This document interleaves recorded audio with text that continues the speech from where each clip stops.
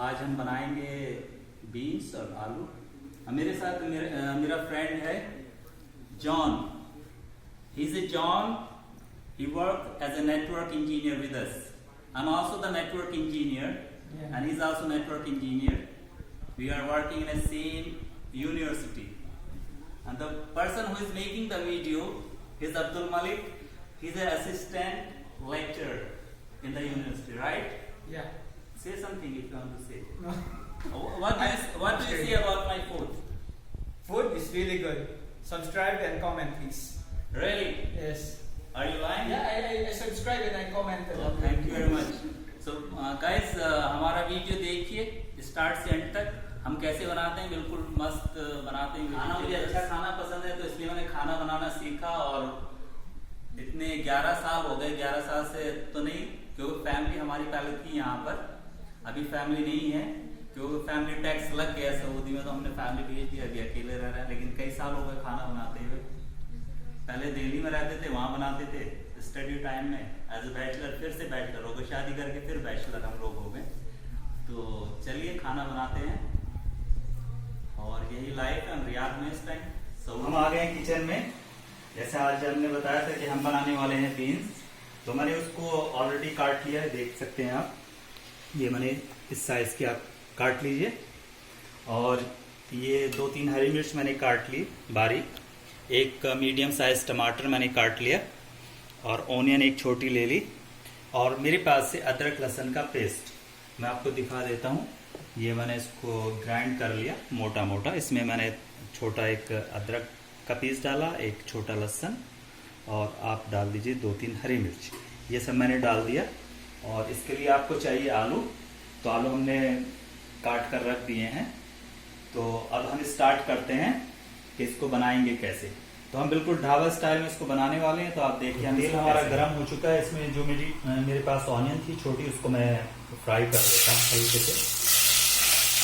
हल्की, बहुत हल्के, इसको ज़्यादा फ्राई करने की जरूरत नहीं है। बिल्कुल लाइट ब्राउन कीजिए, बहुत ज़्यादा ब्राउन नहीं। और ये मैंने इसमें ऑनियन डाल दी। साथ में ही मैं इसमें थोड़ा सा ज़ीरा डाल दूँगा। आप देख सकते हैं इतना सा जीरा मैंने इसमें, ये जीरा मैंने डाल दिया थोड़ा सा। जीरे के बाद इसमें थोड़ा सा मैं सूखा धनिया मेरे पास है, ये मैंने डाल दिया बहुत थोड़ा सा। जब ये थोड़ा धनिया आपका ब्राउन हो जाएगा तो आप इसमें टमाटर डाल दीजिए। इसको हल्का सा धनिया आपका थोड़ा ब्राउन हो जाना चाहिए। देखिए प्याज हमारी हल्की सी ब्राउन हो गई, क्योंकि आँच हमने तेज़ की हुई है। तो इसमें मैं अभी टमाटर डाल देता हूँ।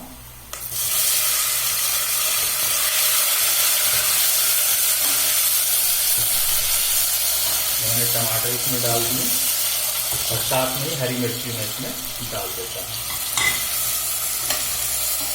इसको बस 1 मिनट आप करिए। और जो अदरक लहसुन का पेस्ट है वो भी आप इसमें डाल दीजिए। मेरे पास अदरक लहसुन और मिर्च का पेस्ट है, उसको भी मैं इसमें डाल देता हूँ।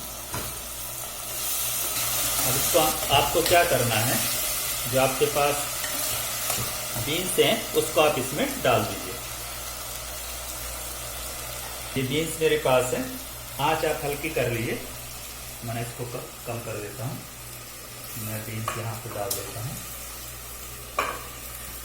ये 1/2 kg बीन्स मेरे पास हैं। ये बहुत सेहत के लिए बहुत अच्छी होती हैं, आप इसको बनाइए। और नए आलू जो सीजन का खाना है, प्योर वेजिटेरियन। तो बस 2 मिनट इसको आप कीजिए फ्राई। हम अक्सर जो है डिनर में ही खाना बनाते हैं, तो दिन में तो टाइम नहीं मिलता, हम ऑफिस में रहते हैं। तो अभी आके खाना बनाएंगे, फिर खाएंगे, कुछ काम होगा तो वो करेंगे। तो अभी आप देखिए 1 मिनट के करीब हो गया। तो अभी मैं इसमें आलू भी डाल देता हूँ।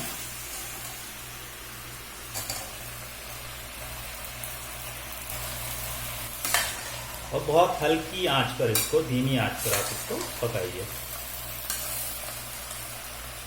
ये मैंने इसमें आलू डाल दिए इसको जब 2 मिनट के करीब हो जाएं ये अच्छे से इसमें फ्राई हो जाएंगे।